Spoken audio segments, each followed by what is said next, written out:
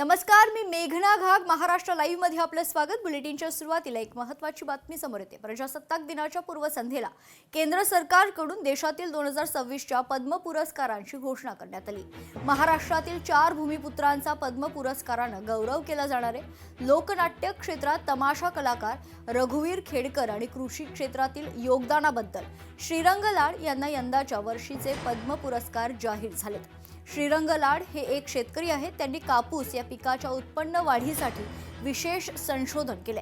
त्यांच्याच कामाची दखल घेत केंद्र सरकारनं त्यांना पद्मश्री पुरस्कार जाहीर केलाय. यासह पालघरमधील वारली संगीतकार भिकल्या लडक्या ढिंका आणि वैद्यकीय क्षेत्रात उल्लेखनीय कामगिरी करणाऱ्या आर्मिदा फर्नांडिस यांनाही पद्म पुरस्कारानं गौरवण्यात येणार आहे.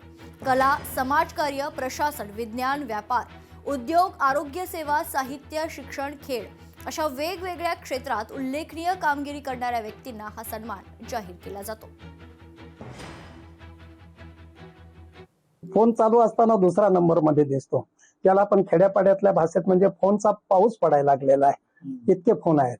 आणखीन याच्या पाठीमागे केवळ हा भाग आहे, पण माझ्यावरती इतका हृदयस्थ प्रेम करणारी मंडळी आहे, त्या फोनला ओलावा पण आहे. मी शेतकऱ्यांना एकच सांगेन की कष्टाशिवाय तर काही मिळत नाही, पण कष्टाने शेती करता, पण कष्टात ती शेती करण्यापेक्षा तंत्राने शेती करा. कष्टाला फळ नाही, तंत्राला फळ आहे. वाद्य म्हणजे आपले महाराष्ट्राला हे वाद्य आदिवासीचा श्रेष्ठ वाद्य आहे. हे संस्कृतीने मला आयुष्यात मन समाधान केला आणि पद्म पुरस्कार मिळाला. ते हे माझा आयुष्यात भाग्य समजलं. मला आनंद वाटतो का पुरस्कार मिळाला? आनंद म्हणजे माझा जीव खुश झाला. असा म्हणजे देवासारखा मी जे काय केलं ते देवानी मला भगवंतानी दिला हे सुझाला. लोकशाही मराठी ऐका, पहा, जागरूक रहा.